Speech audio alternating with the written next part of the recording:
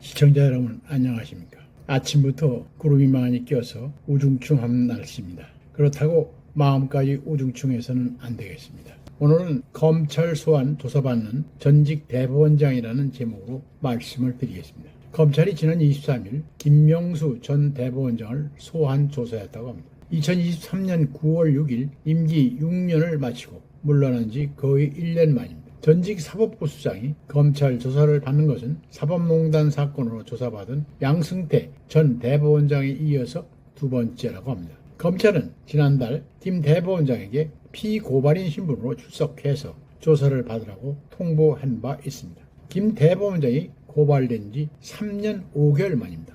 참 오랜 시간입니다. 검찰은 지난 2020년 5월 김 대법원장이 임성근 당시 고등법원 부장판사의 사표를 부당하게 반려하고 국회에 사표를 반려하면서 탄핵을 언급하지 않았다고 허위 해명했다는 의혹을 수사하고 있습니다. 당시 임 전 부장판사가 공개한 김 대법원장과의 녹취록에 따르면 김 전 대법원장은 지금 상황을 잘 보고 더 툭 까놓고 얘기하면 지금 탄핵하려고 저렇게 설치고 있는데 내가 사표 수리했다고 하면 국회에서 무슨 얘기를 듣겠나 라며 사표 수리를 거부했습니다. 일국의 사법부 수장이 삼권 분립의 정신 어디다 팔아먹고 당시 집권 여당인 민주당의 눈치나 보다니 참으로 한심한 작태가 아닐 수 없습니다. 그리고 그런 말을 한 일이 없다고 거짓말까지 했습니다. 하지만 임 부장판사가 사표를 내기 위해 대법원장을 면담하면서 농후반 대화 내용을 공개하자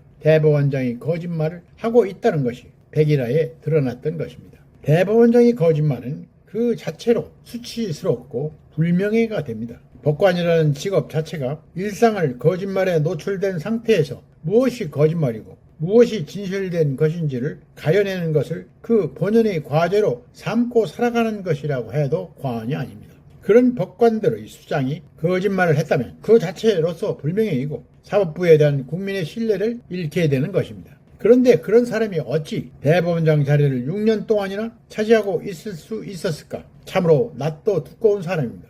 그의 민낯은 임명받고 부임할 때부터 드러났습니다. 춘천에서 대법원장 차로 오면 될 것을 그는 버스를 타고 왔다고 합니다. 그리고 부임에서는 대법원장 관사에서 딸네 식구들과 같이 살면서 손자의 놀이터를 공금을 써서 만들어준 사람입니다. 딸은 자신이 회사 사람들을 대법원장 집으로 초대해 잔치를 열어 새해인 입방아에 오르기도 했습니다. 2017년 당시 문재인 대통령이 김명수 춘천지방법원장을 새 대법원장 후보자로 지명했을 때 법조계에서는 발칵 뒤집혔다고 합니다. 그도 그럴 것이 1948년 대한민국 사법부 출범 이후 대법관을 거치지 않고 대법원장에 오른 사례는 1948년부터 1957년까지 재임한 초대 대법원장 김병로 대법원장과 1961년부터 1968년까지 재임한 3, 4대 조진만 대법원장의 경우가 전부였기 때문입니다. 법원 역사가 아직 일천하고 당시만 해도 법조 전문 인력도 부족하던 시절이었으니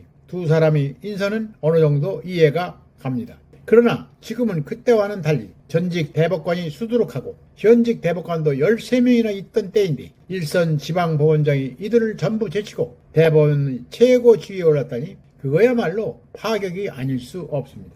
그런데 실은 문재인 정부와 코드가 맞는 몇몇 전직 대법관에게 대법원장 자리를 권했으나 다들 일신상의 이유로 완곡히 고사했다고 합니다. 세간에는 진보 성향 법관들이 연구 모임인 우리법연구회와 국제인권법연구회 회장을 지낸 김명수 법원장이 문재인 정부 임기 중 대법원에 입성할 것이라는 소문이 파다했다고 합니다. 하지만 그들도 김명수 법원장이 대법관 말고 바로 대법원장으로 가리라고는 상상조차 못했을 것입니다. 그는 자신을 둘러싼 자질 논란을 의식했던지 대법원장 후보자로 처음 대법원 청사에 출근한 날 취재진에게 31년간 재판만 해온 사람의 수준을 보여주겠다고 밝혔다고 합니다. 본인이 대법원 재판연구관 그리고 법원장으로 일한 기간 말고는 일선 법원의 재판 현장을 떠난 적이 없음을 강조한 것입니다. 다시 말해서 법원 행정처에 오래 근무하며 인사, 예산 같은 분야를 주로 맡아온 판사들을 겨냥해서 일종의 표매성 발언을 한 것입니다. 당시만 해도 그의 그러한 인식이 훗날 사법부에 어떤 풍파를 일으킬지 짐작조차 못했을 것입니다. 그는 1988년 6월 15일 젊은 판사 59명이 성명을 발표할 때 현재의 서울 북부지법인 서울지법 북부지원 3년차 판사로 재직하고 있었습니다. 제2사법파동으로 기록된 이 사건에 그도 함께했습니다.